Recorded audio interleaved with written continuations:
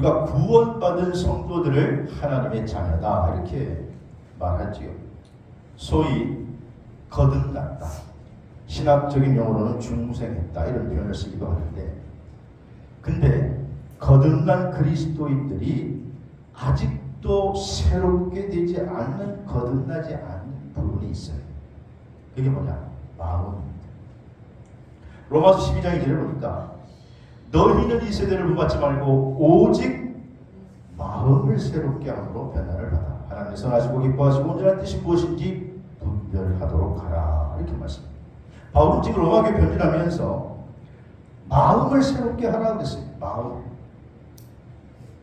마음은 바울 사도가 말하기를 우리는 거듭났지만 우리의 신분은 우리가 거듭나서 의인이 됐지만 근데 우리 마음은 그렇지 않다는 거예요.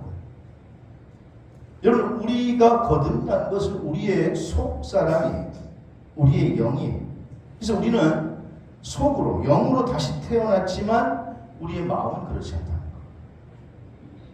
그래서 마음을 누스라고 하는 단어를 쓰는데 여기엔 여러 가지 뜻이 포함되어 있어요. 우리의 생각, 의지, 감정의 체계, 또 옛자.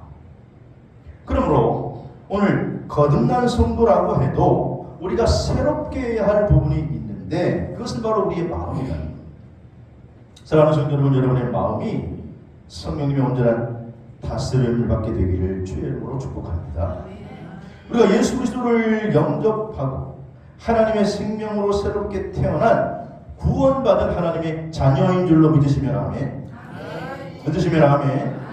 그래서 우리가 구원을 받았어요. 구원을 받았는데 근데 오늘 성경 본문에 보면 오늘 빌립보서 말씀에 바울이 우리에게 구원을 이루라 이렇게 명령하고 있다. 구원을 받았는데. 자, 12절 다시 말씀 보면 그러므로 나의 사랑하는 자들아 항상 복종하여 두렵고 떨림으로 너희 구원을 이루라. 구원 받았는데 이 말씀은 지금 우리가 구원을 받지 못해서 천국에 못 간다 이런 뜻이 아니고 이미 우리의 신분은 구원받아 하나님의 자녀가 됐지만 구원을 이루라고 하는 것은 새롭게 되지 않는 마음의 부분을 변화시켜라 그 말이에요. 우리의 성품을 말하고 있는 거예요. 그래서 빌립보서 2장 5절에는 너희 안에 이 마음을 품으라 곧 그리스도 예수의 마음이니 그러죠. 그러니까 우리의 마음까지도 예수님의 마음을 품어야 합니다. 그러므로 거듭난 성도들의 신분은 하나님의 자녀로 바뀌었어요. 그런데도 아직 우리의 성품이, 아직 우리의 삶의 모습이 죄인의 모습으로 드러날 때가 너무 많이 있다는 거예요. 그래서 여전히 우리가 죄를 짓고 또 사실 죄 가운데 헤매이게 되고 이리로 저리로 왔다리 갔다리 방황하고 우리의 옛사람의 마음과 육체의 교훈을 우리가 이기지 못하고 우리가 왔다 갔다 끌려다닌다는 거죠. 그러므로 여러분의 몸과 마음을 하나님의 말씀으로 쳐서 의의 병기로 하나님 앞에 드려질 때에 우리의 성품은 주님 닮은 모습이 될 줄로 믿습니다. 성경은 우리에게 말하기를 우리는 우리의 정욕과 우리의 욕심을 십자가에 못 박았다 이렇게 말하죠. 갈라디아서 2장 20절 유명한 말씀이죠. 바울이 고백합니다. 내가 그리스도와 함께 어디에 못 박혔어요? 십자가에 못 박혔느니 이제 내가 산 게 아니고 내 안에 그리스도께서 사신 것입니다. 바울은 여기에서 이렇게 지금 선언하는 거예요. 나는 이미 십자가에서 죽었다는 거예요. 갈라디아서 5장 24절에도 그리스도 예수의 사랑은 육체와 함께 그 정욕과 탐심을 어디에? 십자가에 이미 못 박았느니라. 이 말씀도 우리가 이미 죽었다라는 거예요. 타락했던 존재가 이미 십자가에서 주님과 함께 죽음으로 우리는 죄로서 멸망받을 수밖에 없는 존재였는데 근데 이제 우리는 죽었고 다시 새롭게 태어났다. 하나님의 자녀로 다시 태어난 줄로 믿습니다. 그래서 우리는 하나님의 말씀의 권능으로 말미암아 새롭게 하나님의 자녀가 된 거예요. 근데 바울이 지금 이 빌립보서를 쓸 때 로마 감옥에 갇혀 있거든요. 빌립보서가 좀 옥중서신 아닙니까? 그래서 로마 감옥에서 죽음을 앞두고 사랑하는 빌립보 교회 성도들에게 편지를 썼는데 빌립보서의 전체 내용을 보면 구원받은 자가 복음에 합당한 삶을 살아야 할 것을 6가지로 요약을 해요. 그래서 바울이 편지를 쓰는데 그 중에 오늘 보면 두 번째 해당되는 말로 우리에게 구원을 이루어 가라 이렇게. 그래서 오늘 저는 말씀을 가지고 구원을 이루기 위하여라는 제목으로 말씀을 나누는데, 구원을 이루기 위해서 첫 번째 우리가 해야 할 일은 첫째로는요, 항상 복종해야 합니다. 어디에 복종해야 돼? 하나님 말씀에 복종해야 될 줄로 믿습니다. 오늘 12절 말씀해 보니까 그래서 항상 복종하여 두렵고 떨림으로 너희 구원을 이루라. 여기 복종하라고 하는 원문의 의미는 순종하다, 듣다, 청종하다 이런 의미를 가지고 있어요. 다시 말해서 이 단어는 우리가 그냥 말씀을 듣고 그치는 데 머무는 것이 아니라 한 걸음 더 나아가서 행동해야 한다 그런 의미의 동사예요. 오늘 한글 개역개정 성경에는 이 카도스라는 단어가 번역되지 않았습니다만은 이 카도스라는 단어가 여기 있는데 사실은 뭐뭐 하는 것처럼이라고 하는 접속사예요. 그러니까 카도스라는 단어를 넣어서 다시 번역을 하면 너희가 항상 복종했던 것처럼, 그럼 항상 복종했던 것처럼 두렵고 떨림으로 너희 구원을 이루라. 다시 말하면 지금 바울 사도가 과거에 복종하지 않았던 자에게 편지하는 게 아니라 과거에 자기가 빌립보 교회에 있을 때에 너희들이 하나님 말씀에 잘 순종하고 복종했지 않느냐, 그때처럼 말씀에 복종하는 삶을 살아 구원을 이루라. 자, 그런 의미에서 12절 말씀은 그러므로 나의 사랑하는 자들아 너희가 나 있을 때뿐 아니라, 바울이 빌립보에 있을 때뿐 아니라, 원래 바울이 마게도니아 지역에 가서 첫 번째로 개척한 교회가 빌립보거든요. 빌립보 교회. 그래서 거기에 있었을 때에 성도들이 하나님 말씀대로 잘 순종하고 복종을 했는데 그때뿐만 아니라 나는 지금 감옥에 갇혔어요. 지금 너희 곁에 없지만 내가 있을 때처럼 하나님 말씀에 항상 복종하여 너희 구원을 이루어 가라. 그런 말이에요. 여러분, 우리 성도들은 어느 곳에 있든지 무엇을 하든지 누구와 만나든지 항상 하나님 말씀에 아멘 하고 순종을 하고 복종까지 이르게 되기를 주의 이름으로 축원합니다. 열왕기하 5장에 보면 우리가 잘 아는 아람 장관 나아만이 나와요. 이 나아만 장군이 얼마나 대단한 사람이냐, 왕 다음으로 최고의 권세가 있죠. 그런데 이 최고의 권세가에게도 불행이 찾아왔어요. 나병이 찾아온 거예요. 그래서 열왕기하 5장 1절에 보면 아람 왕의 군대 장관 나아만이 큰 용사인데, 그런데 1절 제일 마지막에 보면 나병 환자더라. 나병에 걸렸다. 여러분, 당시에 나병은 저주받은 병, 고칠 수가 없습니다. 권세가 있는데 나라를 권력을 온통 휘젓고 살아가는 사람인데 나병에 걸렸고 몸을 문드러져 가는 거예요. 그러니 여러분, 집에 웃음이 있겠습니까? 그 집에 기쁨이 있겠습니까? 아무리 모든 것이 물질적으로 부족함이 없고 권세가 있으면 뭐하노? 그러니 그 집에 초상같이 고요한 적막감이 흐르는 그런 권력자 장군의 집안이 나아만 장군의 집이에요. 근데 마침 그 집에 이스라엘에서 포로로 끌려와 종살이하는 한 어린 요정이 있었는데, 이 어린 요정이 주방에서 일을 하다가 어느 날 이러는 거예요. 아유, 우리 주인이 참 우리 나라 사마리아에 계셨으면 참 좋았을 텐데. 사마리아에는 엘리사 선생님이 계신데 그 선생님은 무슨 병이든지 다 병을 고치는데, 그러면서 중얼중얼 거리면서 설거지를 막 하는 거예요. 그러니까 이 나만 장군의 부인이 들은 거예요. 뭐라고? 너 일로 와, 다시 한번 일로 와. 너 뭐라 그랬어? 아니, 우리 참 이스라엘 나라에는 사마리아에 엘리사 선생님이 계신데 모든 병을 다 고치거든요. 이스라엘에 가면 나올 수가 있는데 그러는 거예요. 그래서 여러분, 한 어린 여종의 얘기지만 물에 빠진 사람은 모두 잡아요. 지푸라기라도 잡게 돼 있는 거예요. 그러니까 야, 이거 혹시나 진짜인가 보다. 진짜이면 아직까지도 병을 낳는데 손해볼 일이 뭐가 있어요. 그래서 왕에게 가서 허락을 받습니다. 이스라엘이 다 알고 계십니다. 그러니까 왕이 그 사정을 듣고 친서를 탁 써가 그걸 들고 이스라엘에 가요. 이스라엘은 난리가 납니다. 야, 이 아람 군대 장관이 이거 오니까 우리나라를 이제는 드디어 잡아먹으려고 하는 겁니다. 근데 사실 그게 아니고 병 때문에. 그래가지고 이제 사정 얘기를 하고 엘리사에게 찾아갔어요. 그래가지고 이제 엘리사에게 만나기 위해서 엘리사에게 부탁을 하기 위해서 갔는데 미리 이제 이 어마어마한 번세가가 가니까 편지를 다 보냈을 거 아니에요. 야야 지금 이제 아람 군대 장관 나만이 간다니 하면서 이스라엘 왕이 발발 떨면서 막 했는데 미리 정갈이 갔는데 엘리사가 나와보지도 않는 거예요. 열왕기하 5장 10절에 보니까 엘리사의 사자가 그에게 보내 이르되 너는 가서 요단강에 가서 7번 씻어라. 그러면 네 살이 회복되어 깨끗하게 되리라. 아니 지금 누군데 내가 나만의 화보를 통했습니다. 11절에 보니까 나만이 노하여 물러가며 이르되 화가 머리까지 난 거예요. 내 생각에는 그가 내게로 와서 그가 하나님 여호와 이름을 부르고 그의 손을 그의 부위 위에 흔들어 나병을 고칠까 하였노라. 우리 식으로 얘기하면 높은 직급 말이에요.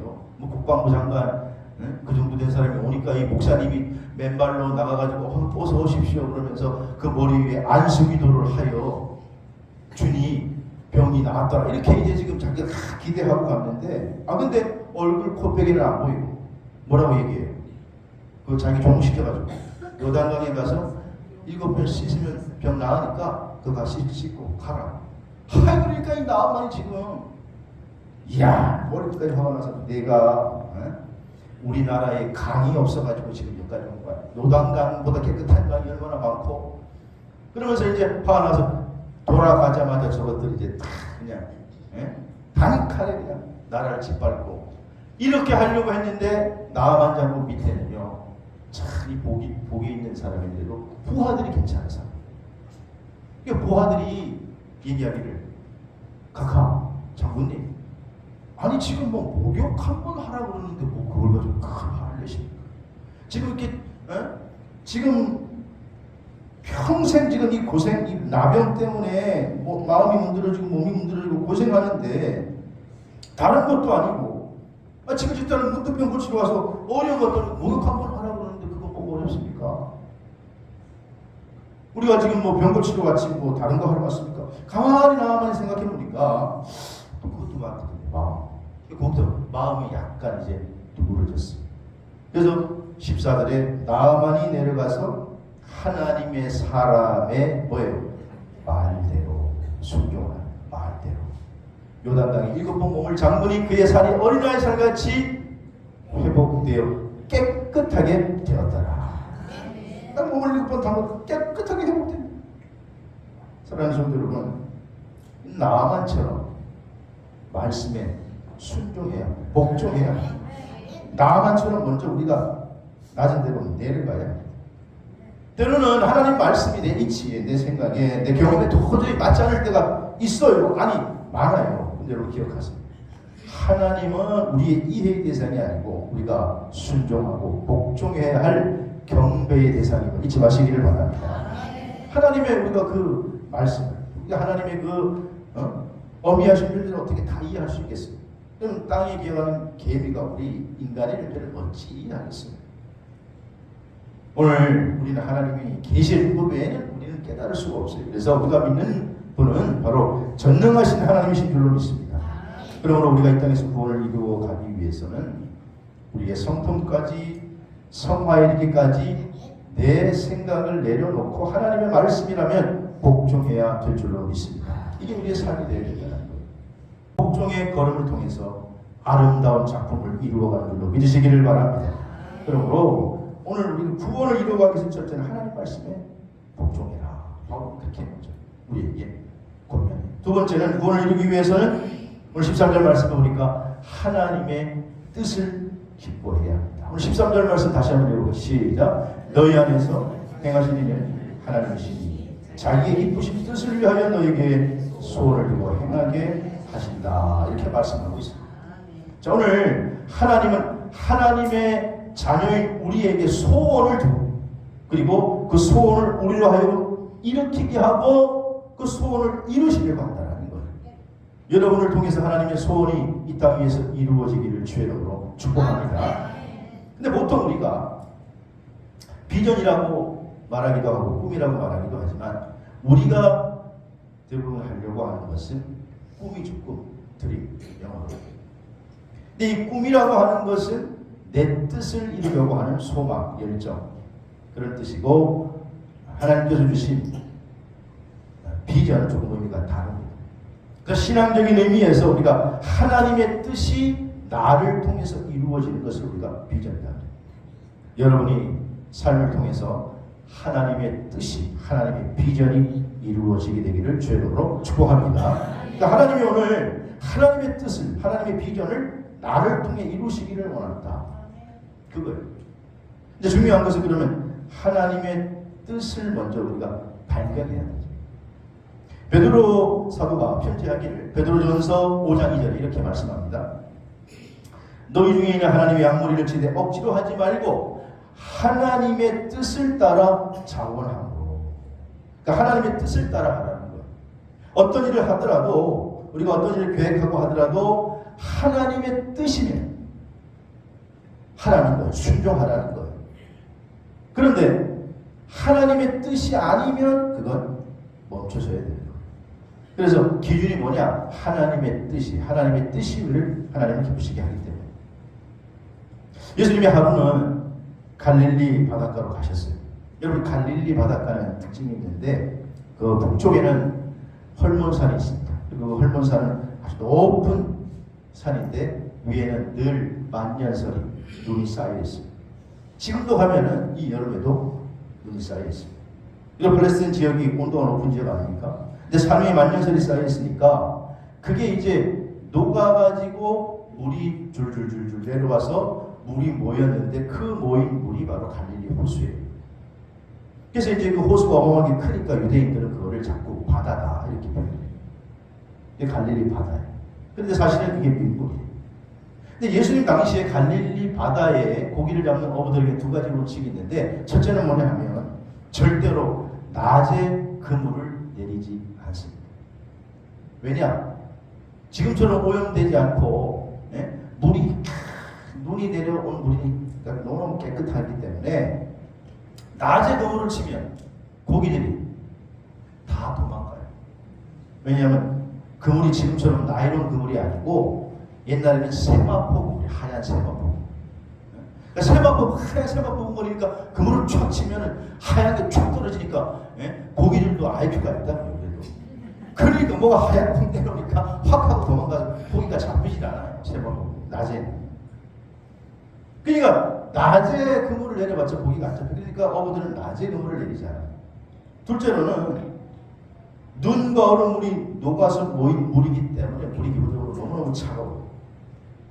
그런데 얕은 물보다 깊은 데가 더 찰까요? 얕은 데가 더 물이 찰까요? 네? 아리까리 하셔요. 얕은 데가 더 찰까요? 깊은 데가 찰까요? 깊은 데가 더 차지. 그러니까 절대로 깊은데 그물을 내리지 않아요. 갈릴리 바다에서는 어부들의 원칙이 낮에 그물을 내리지 않는다. 밤에 그물을 쳐야 고기가 잡히고, 깊은데 가서 그물을 내려봤자 차가운데 고기가 있겠습니까? 그러니 밤에 그물을 내리고 얕은데 그물을 내려야 그나마 고기가 잡히는 거예요. 근데 예수님께서 어느 날 군중과 함께 이렇게 오시더니 베드로라 불리는 시몬의 배에 물어서 내가 이 배를 쓰자. 하더니 배에서 말씀을 전하시고 설교하시고, 이 설교를 마치고는 시몬에게 이렇게 얘기하는 누가복음 5장 4절에 보니까 말씀을 마치시고 시몬에게 이르시되 어디로 가세요? 얕은 데로 가서 그물을, 이렇게 얘기해야 되는데 깊은 데로 가서 그물을 내려 고기를 잡으라. 여러분, 지금 베드로의 상식에, 어부의 상식이 이치에 맞아요? 맞지 않아요? 맞지 않아요. 근데 자기 배에서 설교를 하실 때 베드로도 예수님의 말씀을 귀동냥으로 들었는데, 그런데 이 말씀을 들어보니 보통 분이 아니고 정말 대단하십니다. 능력이 많으신 분임을 한 번에 직감할 수 있는데, 그런데 얕은 데가 아니라 깊은 데 가서 그물을 내려라 보니 이렇게 얘기를 해요. 5절에 선생님, 우리가 밤이 새도록 그물질을 했습니다. 밤에 고기를 내려야 되니까, 그물을 내려야 되니까. 그런데 잡지는 못했습니다. 많은 그 다음 뭐라 그래요? 말씀에 의지하여 내가 깊은데 한번 그물을 내려보겠습니다. 내가 말씀에 의지하여 한번 깊은데 상식에는 맞지 않아요. 업무의 지식에는 맞지 않아요. 그런데 말씀에 의지하여 한번 내려보겠습니다. 그랬더니 6절에 보니까 그렇게 하니 고기가 잡은 것이 심히 많아 그물이 찢어지게 된지라. 여러분 여기서 우리가 기억해야 할 것은 구원의 길은 내 상식과 내 경험에 맞지 않아요. 그러나 하나님의 뜻이 이것이다 라고 얘기하면 그 뜻을 기뻐하고 따를 때에 구원의 길이 열리게 되는 줄로 믿으시기 바랍니다. 그럴 때 그게 심히 많아졌다. 그래서 오늘 우리는 먼저 하나님의 뜻이 무엇인지를 구분을 해야 돼요. 하나님의 뜻. 예? 요즘 세상 정치를 보면 좌파와 우파로 나누어져 아주 그냥 너무나 적대적인 양상을 보여요. 좌파는 우파를 인정하지 않고 우파는 좌파를 인정하지 않아요. 좌파는 참여주의와 분배를 주로 주장을 하고 우파는 대민주주의와 헌정주의에 초점을 맞춰요. 서로 주장하는 게 달라요. 누가 옳고 누가 틀리다 한마디로 그렇게 표현할 수 없습니다. 요즘 또 젊은 세대는 또 좌파적인 성향이 있고 또 기성세대는 우파적인 성향이 있죠. 서로 옳음을 표현하는 방식이 달라요. 그것도 그에 반해서 중도도 있어요. 중도. 좌우 이념을 해명하고 해소하고자 하는 시도인데 중도는 어느 쪽에 치우치지 않고 중립을 지키겠다. 그래서 나름대로 그래도 중도도 양쪽으로 치우치지 않고 그래도 이렇게 하려고 하는 분들이 또 중도인데 근데 이분들도 잘 그런 길을 걷다가도 어느 순간에 또 내 고향 사람이다. 내 후배다. 또 나랑 뭔가 관계가 있다. 그러면 또 이게 현실과 타협해요. 이게 오늘 우리가 살아가고 있는 세상 모습이에요. 근데 세상만 그러느냐? 아니라는 것. 오늘 우리 신앙생활에도 우리가 하나님을 신앙을 내 신념에 따라서 이롭게 해석하고 하나님을 도구로만 사용하려고 하는 경우가 많이 있어요. 내 축복의 도구로만. 여러분 하나님을 여러분의 개인 도구로 이용하는 어리석음을 범치 않게 되기를 주의 이름으로 축원합니다. 하나님의 뜻이 중요한 거예요. 하나님의 뜻. 그리고 하나 강조할 것은 교회 안에는 좌도 있고 우도 있고 중도도 있는데 너무 내 성향만 오편하면 안 돼요. 왜냐하면 그건 별로 도움이 안 되는 게 싸움이 나요. 싸움. 우리 집안이 지금은 그렇지 않지만 명절 때 모이기만 하면 부자지간의 장난이 아니었습니다. 예? 부자지간에. 어른들은 뭐예요?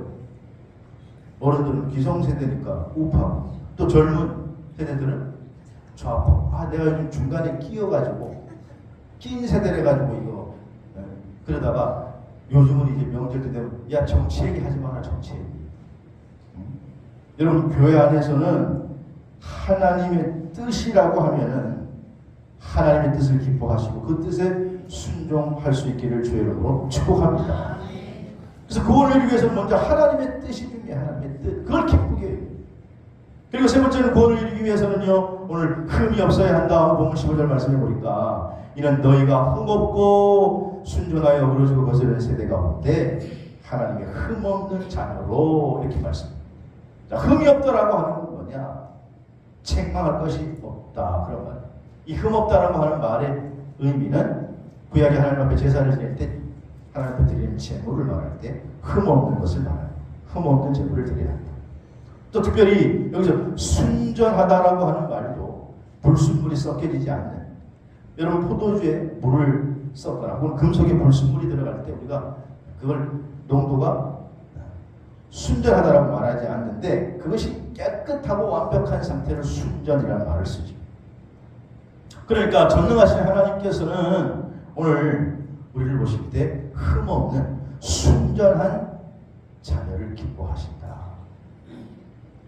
세례 요한의 부모였던 사가랴 제사장과 어머니 엘리사벳 이 두 사람을 가리켜서 성경은 뭐라고 얘기하느냐? 누가복음 1장 6절에 보면 이 두 사람이 하나님 앞에 의인이니 주의 모든 계명과 규례대로 어떻게 해요? 흠이 없어 행하더라. 이게 이 두 사람에 대한 성경의 평가예요.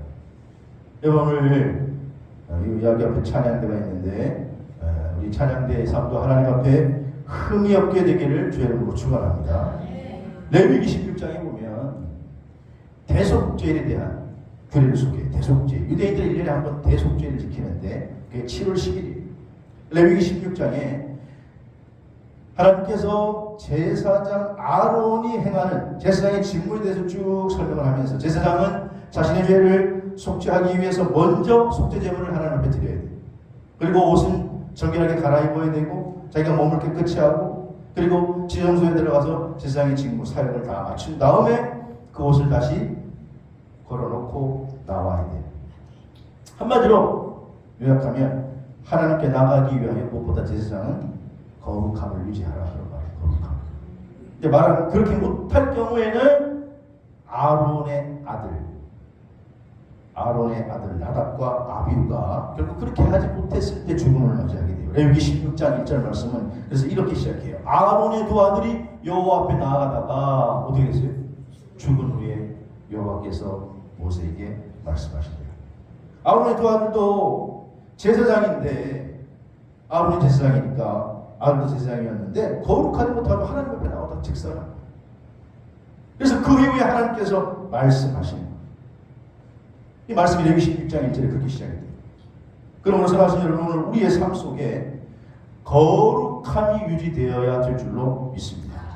이 제사장과 레위는 주로 성막에서 일하는 일꾼들인데 오늘 여기 교회를 주로 섬기는 자들, 교회 종 목사들이나 또 장로님들을 얘기하겠죠. 그러나 그분들만 얘기하는 게 아니라 오늘 다 우리가 왕 같은 제사장이다. 그래서 우리 모두를 얘기하는 우리 모두는 그래서 하나님 앞에 거룩함을 유지해야 될 줄로 믿습니다. 구원을 이루어가기 위해서 거룩함을 유지해야 된다. 독일의 조각가가 예수님의 초상을 조각할 때에 열심히 조각을 해가지고 4년을 걸로 조각을 했어요. 4년. 그래가지고 이제 완성을 하고 난 다음에 자기가 교회학교를 섬기고 있는데 자기 그 교회학교 아이들 중에 참 믿음이 좋은 애 하나를 불렀어요. 불러가지고 자기가 이렇게 정성스럽게 만든 작품을 보여줘요. 그리고 야, 이 작품이 이거 누구 같으냐? 그랬더니 그 어린아이가 그 조각봉을 한참 뚫어지게 보더니 어떤 유명한 사람인 것 같은데 잘 누군지 모르겠네요.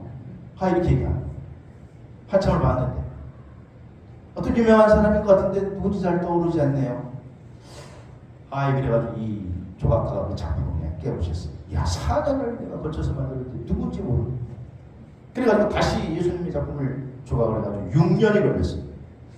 완성을 했어요. 또 평가를 받고 싶어서 그 학생을 다시 불렀어요. 이 조각이 누구 같으냐? 그래 물어봤더니 이번에 이 학생이 조평을 딱 치더니만 예수님 아니에요? 예수님 선생님. 이 조각가가 우리에게 미소가 너무나 기뻐. 근데 얼마 지나지 않아서 프랑스에서 외무 대신이 이 조각가를 찾아옵니다. 왜냐하면 10년에 걸쳐서 예수님의 조각을 했는데 너무너무 은혜롭고 조각가가 완성도가 너무 높다고 소문이 다 퍼져가지고 그래서 그 외무 대신이 와가지고 당신에 대해서 소문을 들었습니다. 10년에 걸쳐 조각을 했는데 그 작품이 너무나 아름답다. 그래서 우리가 이번에 프랑스 나라의 국신인 비너스상을 조각하는데 당신을 좀 소개받고 우리가 당신에게 이 작품을 부탁하러 왔습니다. 그러니까 이 조각가가 깜짝 놀라면서 하는 말이 여보시오, 내 손은 거룩한 예수님의 모습을 조각한 손인데 이 손을 가지고 나보고 우상을 조각하라고요. 그리고는 큰 소리로 단칼에 거절했다는 것입니다. 여러분 이 조각가의 고백 속에 우리가 많은 생각을 하게 됩니다. 오늘 우리가 구별되지 않는 세상 속에서 우리가 스스로 구별하여 하나님께 드리는 삶을 살아가는 것, 이게 사실 우리의 신앙생활이에요. 그런데 사탄은 오늘 그 삶 속에서 여러 가지 일들이 많고 시험이 많으니 사탄은 우리에게 자꾸 한 번만 괜찮다, 이번만 그러면서 우리를 유혹을 하는 거예요. 그러나 여러분, 우리는 물론 이미 구원받아 하나님의 자녀는 됐어요. 하지만 우리의 마음은, 우리의 성품은 아직까지 옛 사람의 모습이 남아있어서 우리는 자꾸 세상 길로 가려고 하는데, 오늘 바울은 그런 빌립보 교인들에게, 아니 오늘 우리들에게 두렵고 떨림으로 구원을 이루어 가라. 이 참 구원을 이루었는데 구원을 또 이루라고, 두렵고 떨림으로. 그래서 어떤 의미에서는 이게 이해하기가 좀 쉽지 않아요. 구원을 이미 받았어요. 분명 우리 하나님의 자녀예요. 그런데 하나님의 자녀다운 모습으로 성장해야 하는 믿음의 개인 여정 속에 숙제가, 과제가 우리에게 남아있다는 거예요. 우리 쌤이 어렸을 때, 제가 부목사로죠, 파주에 갔을 때, 처음에 갔을 때 낯선 환경에 적응해야 되니까 어린애들이 걱정이 되더라. 어른은 뭐 그렇다 치고, 어린이집에 갔는데 걱정이 되는 거예요. 낯선 어린이집에 가서 또 어린데 부모가 떨어져서 가야 되니까 아유, 잘 적응하려나? 처음에는 잘 적응을 못하고 울면서 전화 온다는 얘기도 들리고, 근데 여러 가지 걱정이 돼요. 근데 하루는 그래서 한번 유치원에서 어디 야외를 일산 호수공원으로 간다 그래가지고 몰래 집사람이랑 한번 따라가 봤어요. 몰래 애들 가는 유치원 일정에 가서 몰래 따라가 봤더니 얼마나 어제하게 잘하는지. 가가지고 애들이 막 야단치고 막 애들이 막 장난치고 뭐 일행 안 따라가고 그러니까 자기가 야 그렇게 하면 안 돼. 줄을 서야지 줄을. 애들을 막 자기가 언제 처음 간 애가 아닌 것처럼 잘하더라고요. 그래서 뒤에서 잘하네, 걱정하지 않아도 되겠네. 그리고 걔가 다 성장한 겁니까? 네? 또 다 성장한 거예요? 아니요. 또 초등학교 애들가 뭐 중학교 또 사고 치고 또 문제 일으키고 그렇게 하면서 성장을 하는 거죠. 사고를 칠 때도 내 아들이고 사고를 안 칠 때도 내 아들. 그러나 자라가는 과정 속에서 점점 아름답게 자라가면 좋겠지요. 하나님의 모습이 드러나면 좋겠죠. 하나님의 자녀의 모습이. 그런 거예요. 오늘 우리는 이미 구원받았지만 구원을 이루기 위해서 우리는 항상 하나님 말씀에 복종해야 될 줄로 믿습니다. 하나님의 뜻을 기뻐하며 그 말씀에 순종하고, 그리고 점점 자라가면서 흠없는 모습으로 하나님 앞에 드려지는 저와 여러분 되시기를 주의 이름으로 축원합니다. 축원합니다.